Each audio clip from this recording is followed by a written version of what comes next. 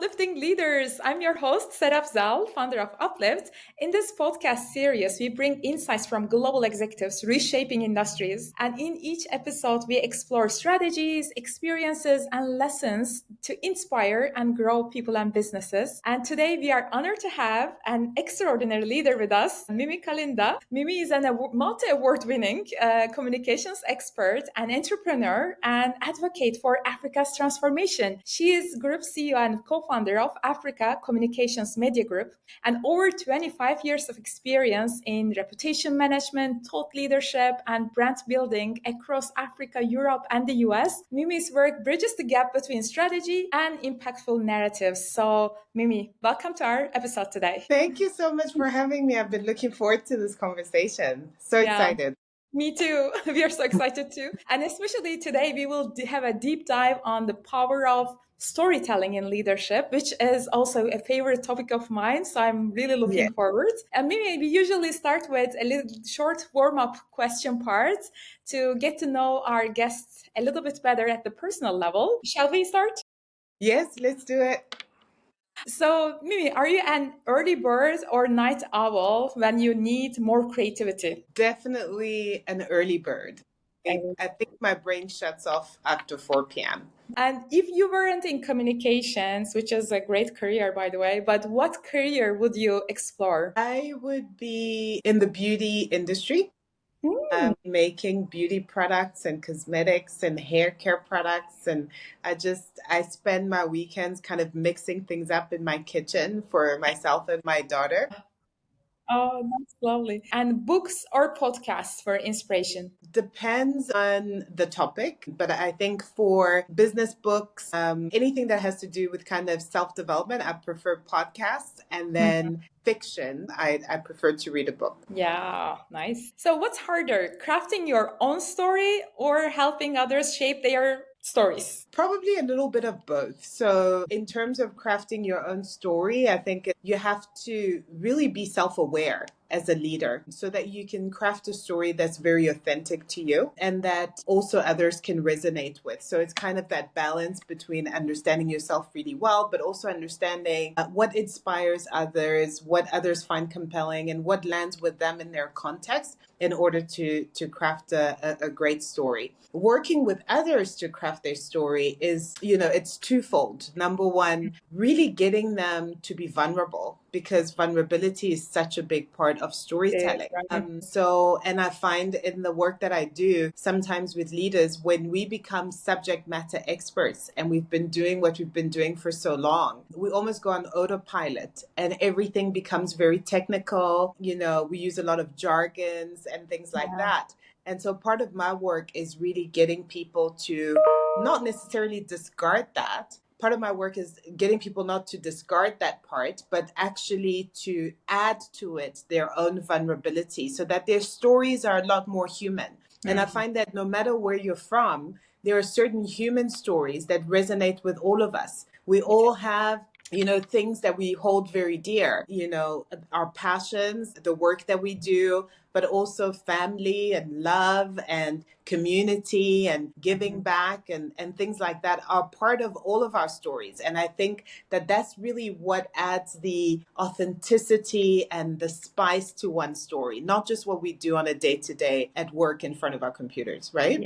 Yeah, no, those routine stories probably are a bit boring. Now we are looking for authentic stories, as you mentioned, right? Absolutely. Yeah. Okay, thanks so much, Mimi. And let's hear a little bit about your personal journey for our audience. So how you grow up, your career, and also your passion, especially for storytelling. We would love to hear. Yeah, absolutely. So I grew up a little bit all over the place. So I really struggle when people ask me, where are you from? Because I have to think very hard because there's so many different places in the world that I identify with. My father was a diplomat, and so we got to travel quite a lot growing up. So I was born in the DRC in Kinshasa. And then, we lived in Brussels, we lived in Portugal, eventually moved to South Africa. South Africa is probably the place that shaped the majority of my childhood, going into adulthood, and kind of my value system and so on. I also worked in London for a number of years, and I went to school in New York. And so, yeah, definitely. And I think this is a lot of people's stories nowadays. It's such a global village, and people have different cultural identities and so on. I've been working in the media for a very long time, a couple of decades, probably more than I care to remember, because it just reminds me that time flies so quickly. But I started my career in front of the camera, working for the equivalent of what was then MTV in Africa. So it was 24-hour music television across the continent. Yeah. And that was so much fun. And so my work ended up in the front of MTV, and they actually recruited me, which is, I went and I became a VJ on the MTV Europe, presenting and hanging out with Wow, stars. that's It great. was just the perfect thing to do in your early 20s, and really helped me to, number one, really respect the role of the media and kind of setting narratives and shaping people's perceptions and so on. But it was just a lot of fun too. So I did that. So that was my on camera life. I then transitioned to being a producer, and I worked as a producer for a few years in New York for all kind of, all the big networks and so on, and then came back to South Africa and continued with that. I was then recruited into the big world of public relations and worked for a number of PR agencies, global PR agencies here in South Africa, in Johannesburg, where I'm based, looking after other markets in Africa, which was really exciting because it gave me the opportunity to, number one, discover the diverse nuances of such a huge continent. So got to travel a lot. But also really started to understand the impact of the media in shaping political narratives, economic narratives, cultural narratives, and so on and so forth. And it was a really interesting time at the beginning of the 1990s or mid 1990s, where South Africa as a country was actually transitioning into democracy. So, first democratic government and so on, after such a harrowing history with apartheid.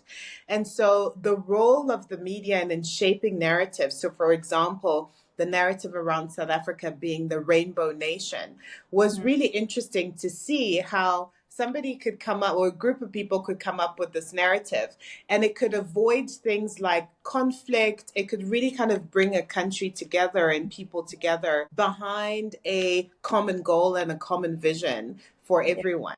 And so, became really passionate about the link between public relations, reputation management, but also global development. And so I started my own company about 13 years ago, Africa Communications Media Group. And the goal was really to apply all of my learnings to create an agency that would cover an entire continent through our partnerships and affiliates, and also to make sure that we took a culturally nuanced view to the continent. Meaning, if we have a client who wants to do communications, for example, in South Africa, in DRC, in Nigeria, in Kenya, we understand that all of those places have very different socio-political, economic, and cultural realities. And so it's not a copy and paste type of job. So really, really fortunate to have worked with a number of brilliant clients and great briefs. And I think we've made our impact in the industry.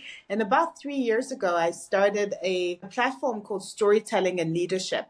And it was around the time when a lot of our PR clients were saying, well, it's great to communicate and come up with all of these communications campaigns externally. But with all of the changes that we're going through with COVID and the advent of technology and AI, we actually need to go back to the drawing board and ourselves understand what our story is first and how to communicate it even internally in terms of building that internal cohesion, bringing people together as a team. And then also from a leadership perspective, I had a lot of leaders kind of questioning, what is my personal narrative? How do I show up? How do people experience me as a leader? And how do I amplify my leadership? And what's the role of my story in that? So storytelling and leadership was born to address that need. And it's been an absolute pleasure to see just the work that we've done over the last 3 years, and hopefully the impact that we've had with the leaders that we've worked with. Yeah, no, definitely is you touch a really important area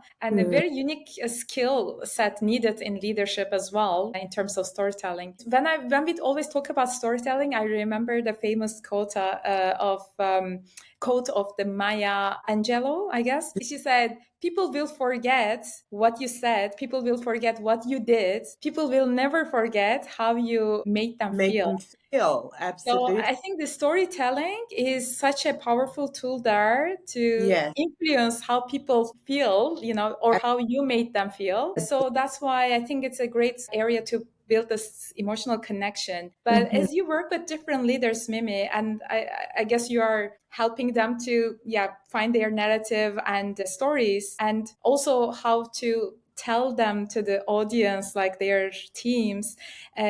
Especially, what do you see in the leaders? Like, what is their biggest mistake Mm. when they attempt to tell their stories? So then we shouldn't go to that pitfalls as leaders. Absolutely. I think that the first thing is that great stories are human stories first. And Mm, so, really finding the human element. So, for example, I've spent the last couple of months working with an international engineering firm. So, engineers are a very interesting group of people and professionals in that, they speak very technically, they're very, their brains are wired a very specific way. But yet, when you actually go down the value chain of what they do, at the end of that value chain is human impact. They are impacting the way that we do things on a day-to-day basis, whether it's infrastructure or the houses in which we live, and so on and so forth. So the effect and the impact of what they do actually is at a very human level. And so I find that one of the mistakes that a lot of leaders make is to keep things very high level, very technical, without necessarily having you and me and other stakeholders that they influence as the protagonists of their story. So I yeah. think that would be one. The second one would be, and I always say this, and this is also a quote from Simon Sinek, which I really agree with: people don't buy what you do, people buy why you do it. Mm, So, really going back to the power of the why, I deeply believe that people will buy into you as an individual and why you're doing what you're doing before they buy into your concept note, into your business plan, into your marketing plan, and so on and so forth. So, a good example is I work a lot with entrepreneurs as well.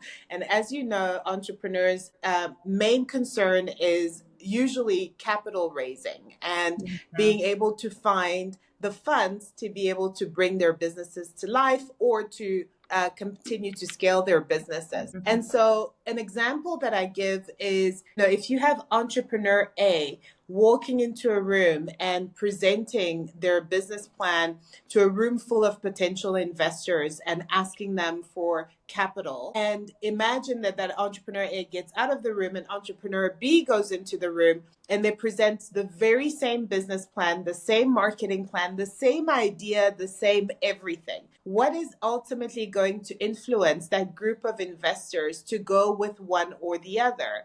It's going to be the entrepreneur's own story. Yeah. Why are they doing what they're doing? What type of passion are they bringing to the forefront? What type of experience have they had? Do they have the type of personality or character that's going to make them stick through this business even in challenging times? So ultimately, those are the questions that are going to be left on the table when it all comes down to it. So people really buy into your story before they buy into anything that you're selling them. And I think that's really important. And in order to be able to get there, you have to know what your story is. You have to Yeah. understand what your value proposition is.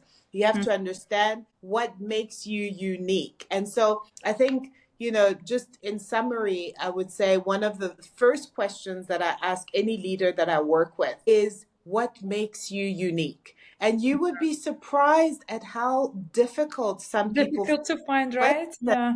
It is a very difficult It's a question. And the powerful question. Yeah. It is a powerful question, and it's difficult to answer because, in my view, I think society has conditioned us to think more often about what makes us fit in and what makes us similar to other people, and not necessarily what makes us stand out. But Yeah. yet, the value in your story is to actually think about and be very conscious of the things that make you stand out, because that is going to be ultimately what differentiates you from everybody else. Yeah, yeah, totally. A great insights. And I really see that people buy from people, like P2B, P2P business instead of Yeah, B2B, actually, right? absolutely. So Exactly. that's how I feel also in our business as well. It's all about relationships. And I think it's also, it sounds like really emotional decision that we do in businesses, right? So That's of course we do use data analytics, insights. It's like the data part is still very important in making informed decisions. But yes. we are still human beings and we are impressed or impacted by other stories. And That's then it affects our decisions, business decisions as well. But especially in this digital world, of course, Mhm, everyone is online, different platforms. And of course, it increased the visibility of a lots of people, of course, on the digital platform, like globally. mhm, So the attention goes many directions. So mm. how can leaders make their stories stand out in this crowd globally, digitally? Yeah, it's so interesting. I was reading a stats the other day that says we spend on average 8 hours and 42 minutes on any one of our devices per day, which is a Wow, lot. You think that you still have to have a life and have a family and sleep and eat indeed. and those things. So we're constantly on our devices, but we only engage with about 8% of the content that we see, and 92% just goes right past us, right? And Yeah. by engagement, it means that it lands with us emotionally, or it incentivizes us to take some sort of action. So when you think about that margin of 8%, it's really not much at all that we're No. actually working with, and we're competing with so many other forces. So I think for me, in terms of capitalizing on that 8%, again, I think it's really understanding. So the digital fatigue, and even when you look at social media, for those people who spend a lot of time on Instagram and so on and so forth, the way that I present it is, the first thing is, what is the type of content that you're putting across? Really thinking, and storytelling is really about being intentional and Yeah. being purposeful, and really thinking about, this is what I want this content to do, and what is it that I need to do? What part of my story do I need to tell? So, not to give my age away, but I've lived a couple of decades, obviously. And so my story, both personal and professional, is very rich. I've got a lot of stories to tell. But what is the purpose? What is the intention, of what I want to say? And which part of my story will help me best land that point with whoever it is that I'm speaking to? The second part is understanding your audience. So I always say that nobody comes to you as a blank canvas. We have all been conditioned to see the world a certain way and to see our role in the world in a certain light as well. And so I am not coming to you as somebody who you can paint your ideas on without necessarily being affected by everything else that I know. I call it the baggage that you bring into the room, where you've been, what you've seen, who you've interacted with, and so on and so forth. That affects all of us. So that then brings me to the importance of understanding your audience. Who's standing in front of you? What is their story? So that the magic then happens when you can make your story matter in Mm. the bigger framework of somebody else's story, right? Yeah. So I do this really interesting exercise with the people that I work with, and I say, pick a token and then tell me a story about that token. And that token has to be something that really matters to you, something that's really valuable to you. I always give the example of this little bracelet that I have around my hand, which my son gave me, that, Mm. probably the first thing he's ever bought with his own money on Oh, a recent nice. trip that he went to in Serbia. And I Oh, say, this really, really matters to me. And then I say, write a story about that particular token. And the mm. first time around, most people will say, this is my token. It's a bracelet. I love it because my son did this and this and this and that, etc., etc. and that's their story. But then with you sitting on the other end, why should that matter to you? You don't know my son. You don't know anything about this bracelet. You don't know any. So you are left there to kind of absorb my story, which is not the right way to do things. But if I told you, and assuming that you have a family and you have children as well, and you're sitting on the other end, and I can tell you a story about, do you know that when my son traveled to Serbia, he bought me this bracelet. But let's talk as parents. Isn't it amazing when you can raise these children and they get to a certain age where they go out into the world and they do such incredible things? And it's so rewarding as a parent to think that we have actually raised human beings who can be positive contributors to society, who are full of character, who are full of positivity. Love. Think about others too that are not self-centered but are going out there to really share what we've given them with the world. That's a different story, because now I've kind of drawn you in. I've thought about, you're a parent, I'm a parent, this matters to me, but how can I make it matter to you as well? So that's Yeah. a small illustration of how stories can be really powerful in bridging the gap between the things that we're trying to sell or the things that we're trying to incentivize others to do, but really taking into consideration what matters to them too, so that we can meet somewhere in the middle. Yeah, no, that's a great story. Your story already resonated to me because my son also bought a nice perfume to me. Isn't that He's 8 years old, and I just remembered that moment in the exactly mom's day. There's a present he gave to me. You see, I mean, it creates definitely the connection a immediately. connection? But I think, yeah, telling also the context a little bit and the Mhm. message and the other things, of course, not only telling that story directly, but also adding a little bit spices, right, into Exactly. around it. It makes so Yeah. authentic and really nice. So probably at the beginning of your journey, probably you may face some challenges, and after becoming a little bit more expert, I think Yeah. you may shape things. But can you tell us a little bit about your journey in that sense, like how you overcome those challenges? That could be inspiring for our audience as well. Yeah, so I think the first thing was when I first started my public relations business, I was going against, big global companies that have been around in some cases hundreds of years with tons of experience and lots of case studies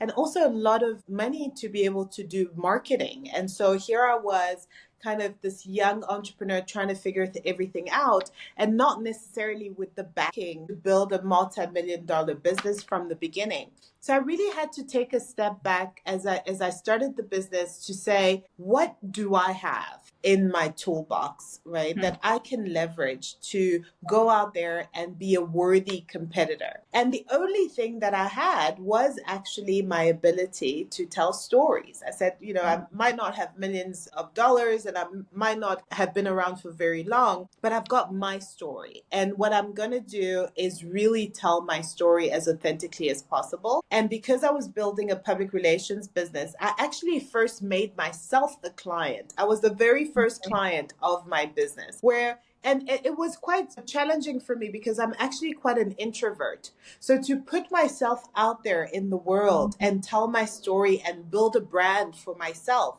was not necessarily the easiest thing. But suffice it to say that, eventually my story became more well known. My clients started resonating with it and saw the value proposition of hiring an agency and a firm like ours versus kind of, the usual suspects. And so we grew from there. But that decision for me really pointed out the fact that we all have something in our toolbox. When we're facing kind of these big challenges, I think it's about taking a step back and saying, what is it that I have that nobody else has? Nobody else has my story.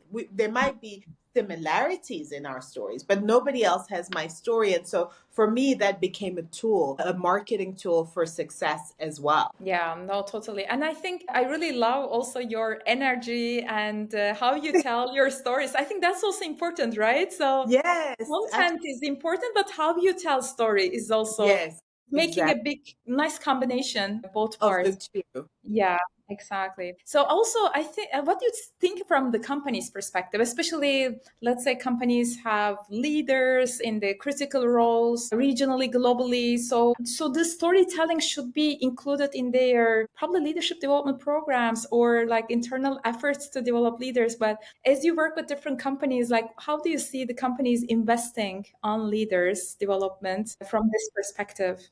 Absolutely. That's such a great question. So, I do think there is such a big link between storytelling and corporate culture. And the reason I say that, and I often ask my corporate clients this question: if I were an employee at your company, how much of myself do I need to leave at home before I come to work and show up authentically and be accepted in that context? And so for Yeah. me, that's an important question to ask ourselves from a culture perspective within a corporate context, to say, how much do people feel free to bring the whole of themselves, all of their stories, Mm. within the workplace? And how are we then leveraging, how are we mining, creating an environment where we can bring those stories in? And the more stories we have of diversity, of challenges, struggle, of impact, of triumph, etc., the more that workplace will be authentic, and I think more successful as Yes. well. Yeah. So I think that's the first part, is the link between corporate culture and, I do work with corporate culture teams, or teams that are in charge of the corporate culture within organizations. But then also from a leadership development perspective, we've spoke earlier about how people buy into you first before they buy into anything else. So the work that I do with, people within the banking sector, I've got people in engineering and others, and, consultancy firms and so on and so forth. They really bring me in to essentially, number one, talk about the fundamentals of storytelling. Number two, to break the silo of only technical stories being told, and how do we bring in that human element. And number three, to help them kind of select the stories of impact that they have, and to also give them the tools to be able to communicate their stories. So for example, there's 3 steps, I think, to telling really great stories. The first step is describing the challenge. So what are the challenges that we're facing as a team, and how are we talking about? Or if we're speaking to clients, really understanding what are the client's challenges and how do you communicate your understanding of their challenges to them. The second part is, how do we speak about our solutions as being unique in the marketplace? How do we speak about our solutions? And that's where the data can come in, and so on and so forth, and the case studies as well. And then lastly, the stories of impact. Being able to make your clients or your teams envision a future that maybe hasn't even happened yet, because for some organizations, impact is still to happen. So if it has already happened, you have your case studies, and I can work with you in kind of packaging those in a way that's really compelling. If it hasn't happened yet, in the case of a startup, for example, is how do you communicate what the world will look like once your unique solution has been applied to the challenge that you've identified. And Yeah. so that's where I think, both from a leadership development as well as a corporate culture perspective, my work then starts to add value. That's great. Yeah, such a nice, easy to say, but hard to do steps, I guess. Yes, exactly. But it's really nice structure. Yeah, thanks for sharing. And also, Mimi, this also reminded me that these type of steps, or like how you build and share your story, is such an important skill in job interviews as well. As Uplift, we are in the executive search field, as you know. So I see that leaders who can share their stories in very authentic way and also convincing way, actually, Yeah. during job interviews, they actually make much more success compared to others just Uh, going through numbers and like the facts, etc. So I yes. think we need, yeah, definitely including both parts, making them more successful executives and getting and landing better jobs in the job interviews as well, I right? couldn't agree with you more, Sarap, and absolutely, yeah, definitely. Because essentially, what we're saying is, it goes back to what you were saying about the Maya Angelou quote, how Yeah. to make people feel. And, when you go into that job interview, usually the person has already seen your CV. The very reason you're in that room is because they believe that you can do the job. most of the time, right? And depending on where you are in the process. So you're really there to make them feel a certain way. And the mistake that we make is that,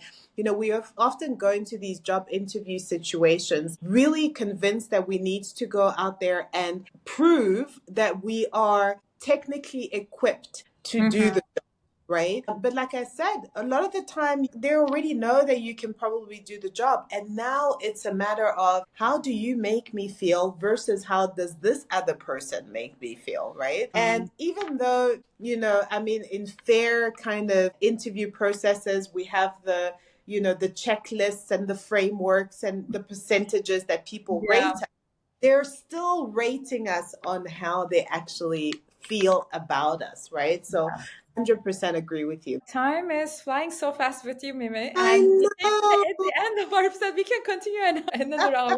But thank you so much. I think this became like a mini masterclass in Oh my, storytelling. I hope all of this was really helpful. Yes, no, thank you so much for your insight and thanks for joining us today. It has been an absolute pleasure. It's such a pleasure. Thank you so much for having me. And I look forward to keeping in touch and to speaking again soon. Exactly. No, me too. And also for our audience, until next time, stay inspired and tell your authentic stories.